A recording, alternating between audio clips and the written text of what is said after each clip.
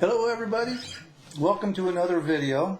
Today's going to be kind of a unique video. We're going to talk about memorizing the fretboard. I kind of have a pretty cool way of memorizing the notes. It's really not that hard if you work at it a few days. And of course, a lot of these tricks I picked up along the way, from other teachers and my own studies and taking lessons when I was younger. But this will be a real big help, and it's very important to know the notes on your fretboard, because basically you can't do anything as far as advancing yourself when it comes to learning theory and learning how to put chords together and whatnot. So this is a must. And it's not as hard as it may seem on the surface. So anyways, and thank you so much for supporting me and dropping by and watching my videos. Really appreciate it. So what we're going to do is we're going to start off first with learning the low E and the A string. And see, this is why a lot of students get frustrated, because they'll go out and buy a guitar book, and the first thing they're going to teach you is this high E string, okay? And that really doesn't do you much good if you want to learn how to play songs. And it does you some good, but it's just not, as a beginner, that's not going to help you very much at all, okay? So a lot of those guitar books, I call them job security. So little inside joke there. So it's important to learn these two strings instead. Okay, so from lesson 1, elephants and donkeys grow big ears. Okay, that's your E, A, D, G, B, and E string. Okay, this is your first string, second, third, fourth, fifth, and sixth. Okay, and also note that this is called your top string. Okay, this is actually your bottom string. Okay, so it kind of sometimes that can be confusing for people. So we're going to start with fret 1, okay? Fret 1 is F. So we have your open E string, and this is going to be F. And I think I'm trying to think of how we're going to approach this today. Maybe we'll cycle through one string first, okay? So between E and F, there's no sharps or flats, okay? So again, you're going to have to use your memory for that, okay? A little trick that I like to use, which is kind of funny, is E and F are connected, okay? That's how you can remember there's no sharps or flats. So try saying the letter F, because you have an E on front of it, EF, okay? Try saying F without an E, you end up with okay, silly little thing that I came up with a long time ago. Okay, I know you're just probably rolling in your seats there. Okay, so silly, but it works. Okay, F, and then you got F sharp, G, G sharp, A. This is important to remember, okay, because the 5th fret is kind of like, the big social center of your guitar. I mean, you'll use this area of your guitar a lot, okay, for tuning, which I probably should have talked about, in tuning on the earlier video, okay, but we're not going to do that today. It's I think with so many tuners around today, I think very few people tune the old-fashioned way. I remember back when I was like in high school playing, they didn't have electronic tuners, and we would all stand in the middle of the stage with a tuning fork. It was like an A tuning fork, and we would go bing. We would all just stand in a circle, and we would tune our instruments. That's how we did it back in the days before tuners. Okay, so anyways, 5th fret is A. Okay, then you have A sharp or B flat. We're going to go with sharps going up, A sharp. And then we have B. Now between B and C, there is no sharps and flats. And you can verify this too if you have a piano nearby. You go look at the piano, and you will see between E and F and B and C, there's no black note, okay? So that's your B and your C. You got your C sharp. Your 10th fret is D. And then E, I don't know if you've noticed this on your guitar, if you're a beginner, notice you have like 2 little dots, and see how mine has, I have 2 squares. It doesn't work on my guitar. I was going to say I have 2 squares, but they all have 2. On my electric guitar, there's 2 dots there, okay? So that will tell you that that's the 12th fret of the octave, okay? And your guitar is actually divided between here and here. This distance and this distance here should be the same, okay? That's halfway. That's half of your guitar, okay? Halfway up the neck. Okay, so so you know that. So now let's go on with the A string. You got A, then B flat, then B. Remember again, no sharps or flats between B and C. So we're coming up that A, B flat, B, C, C sharp, D, D sharp, E. Okay, then between E and F, remember? F, so E, F, F sharp, G, G sharp, A, okay? So, I know this seems kind of boring so far, bear with me. I'm going to show you that, you're not going to have to be going through all this stuff here. Then one other thing you should note is that there's a thing where notes can have the same note but 2 different names, okay? That's what's called inharmonic. And for an example, if I'm going down, I might say this is E flat, okay? But this was also D sharp. So it could be E flat or D sharp, okay? So that's known as inharmonic. This is D flat, C, C flat, or B, okay? But normally we're going to go C, B, okay? And then you're going to have B flat, A. Okay, so again, they can be 2 different things. So let me go down. Let's do one more. Okay, then we'll move on. So let's take the G note. That can be G sharp. Okay, or if I'm from the A going down, it could be A flat. So I could call this A flat or G sharp. Okay, depending on the key. Okay, and so normally, if you're going up, you would call it sharp. If you're going down, you would call it flat.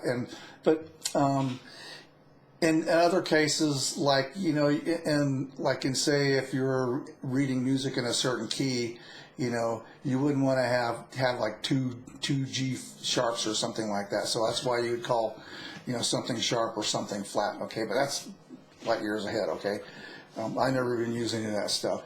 Okay, so we know that.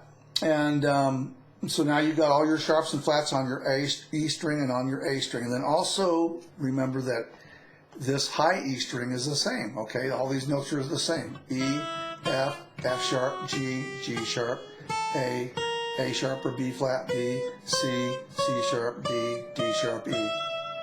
Okay, so you know those notes. Okay, so this is where I like to start memorizing everything, doing it this way. So let's just do the first fret, okay? The first fret you're probably not going to need for quite a while, but it's good to know anyways, and while we're doing this, we might as well get it over with, okay? Because you already know all your strings, E, E, A, D, G, B, and E. Okay, so this first note we know is F, okay? And then we're going to do both strings at the same time, so we're going to go F, B flat, okay? Now I call this whole section of the neck Flatsville, okay? Hey baby, let's go to Flatsville, okay? Because this right here is E flat. This is A flat, okay? And now we come to C, which this one's easy to remember after you kind of get into playing. And this one here we already know is F, okay? So you have F, B flat, E flat, A flat, C, and F, okay? Flatsville, man. Okay, so that's good to know because again, it's especially important to know the notes in this area of the fretboard if you're building chords, and as a beginner, you're doing a lot of open chords, so you need to know that. You need to know those notes. And of course, playing that C major scale will help you do that as well. So, but how do we remember these 2 notes, F and B flat? Now we're going to use a bunch of silly memory tricks, okay? And I've made up some of these, but some of these I learned along the way, and I can't remember who it was I learned this from. It's been years ago, but so we're going to do some word association kind of memory tricks here. So think of fret 1. you got F and B flat, okay? So maybe you could go, you fell and got flattened, okay? You fell, fall and be a flat one. How's that? Fall and be flat one.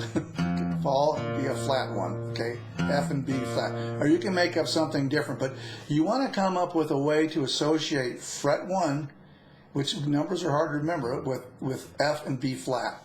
F and B flat. You got to know those two notes, okay? F and B flat. Okay, and you also know that this is E and A, your open string E and A. Now, the 3rd fret is going to be go, car, 3.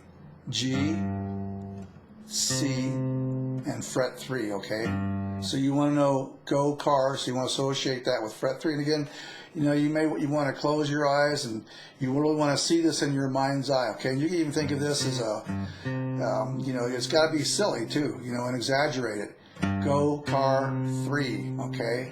Or maybe it's a Flintstone car and it's made out of a tree. They have like made out of tree trunks on the side or something like that. Go, car, 3, okay? So you want to memorize that. Fret 3, go, car. Okay, and then fret 5 is after dark. This is A and D, okay? And again, after dark, maybe we want to associate that with fret 5. So after dark, you were playing a fife, the little bitty flute kind of thing for 5. After dark, fife, okay? You were playing this gigantic fife after dark, and people didn't like your playing and called the police, and you got lots of trouble playing that gigantic fife after dark. AD. Another good one I like to use, if you want to go all the way across fret 5, a dog goes crazy eating aardvarks. A dog goes crazy eating aardvarks. Or a dog goes crazy eating apples. Okay, so those are all the notes on the 5th fret. Okay, now we're going to go to the 7th fret. 7th fret is B and E. So you can think of a bumblebee, a bee, and we need to associate 7 with B and E. So you could think of a bumblebee, maybe he has gigantic wings that are made out of number 7s, or maybe 7 for heaven, maybe this is B is wearing a halo or something, okay? So bumblebee with wings of 7s, anything that you can associate with 7. And again, the only way this works is you got to close your eyes and you got to really see this and exaggerate. Maybe it's a gigantic bumblebee, and he's got like giant wings of 7s, or he's wearing a halo. Okay, B-E. And also, this spells the word bead if you go B-E-A-D, okay? So maybe you were wearing beads or something, okay? And maybe the beads had little number 7s on there, okay? So on fret 7, you've got bead, B-E-A-D, okay? And then, now 8 is easy because fret 8 is C and F, okay? The note C and the note F. So you came home and your wife made you cat food, okay, for dinner. I mean, it's a giant can of cat food, and you're like, oh my God.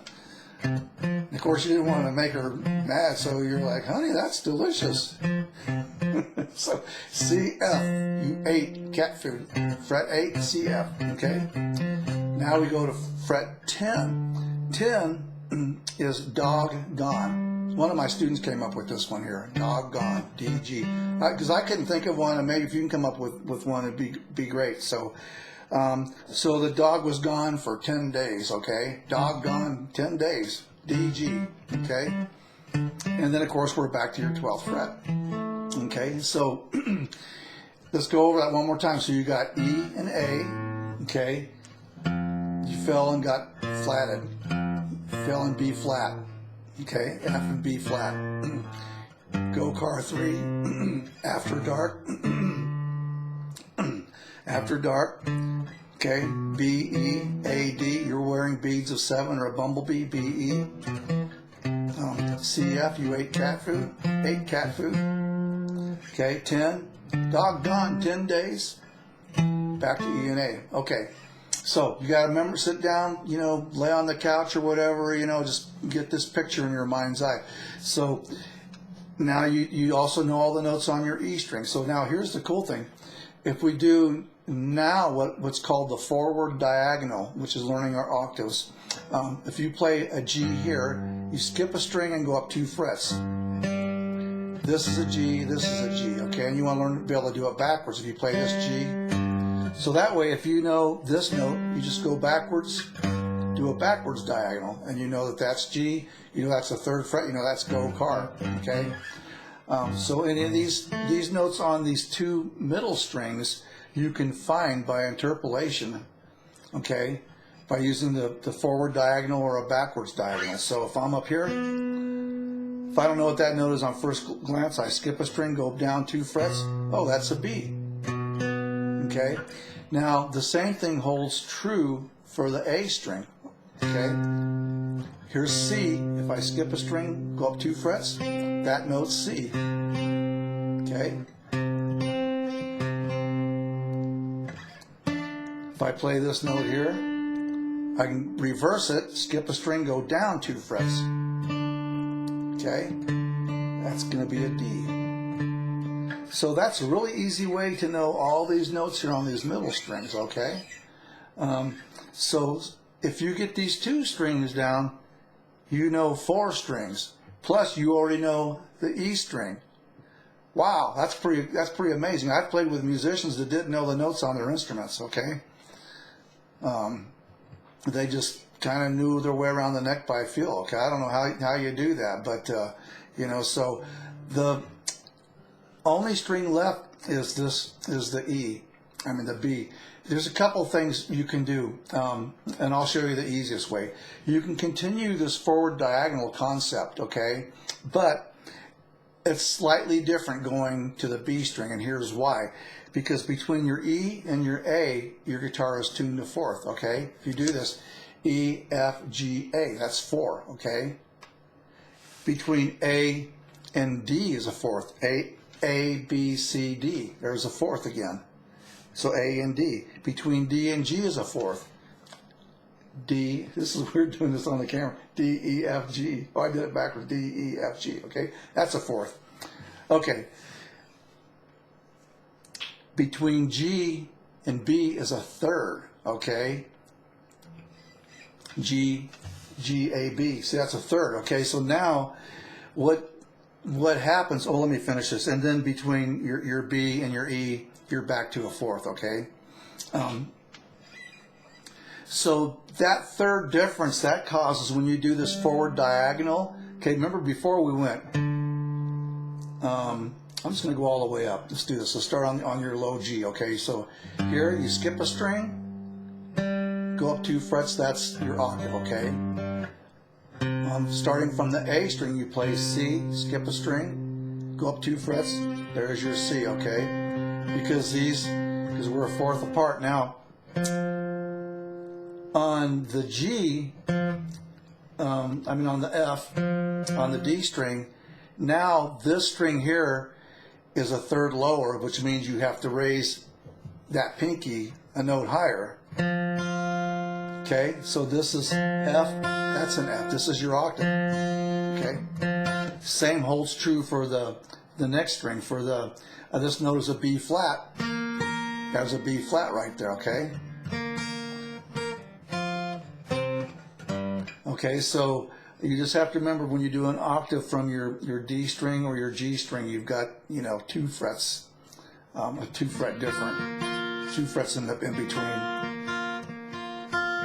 Or we could say you're going up 3 frets, however you want to say it. Okay, but so that gives you actually all the notes on your guitar, okay? But the B string, the way I like to do the B string is I like to kind of do that as a separate little entity all of its own, okay? And it's not that hard because you already learned you have E and F sharp, G sharp, and A, okay? And B flat and B, okay? Or E, F, G, A, and B, okay? So you already know that this note is C, which you're going to learn that, believe me, you'll have these notes memorized, okay, after you've been playing for a while. So you already know you got C, you got D, okay, and then this is E right here, okay. You can see these notes are the same, 5th fret, okay. So if you just, on your B string, just memorize C and D, okay, you can do that. Then this is no different than starting on your low E string now. You got E, F, there's that half step right there, okay? There's no sharps or flats. E, F, G, A, B. There you go, E, F, G, A, B.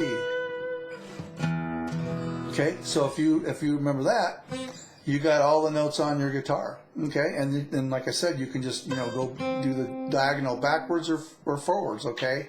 And that's it.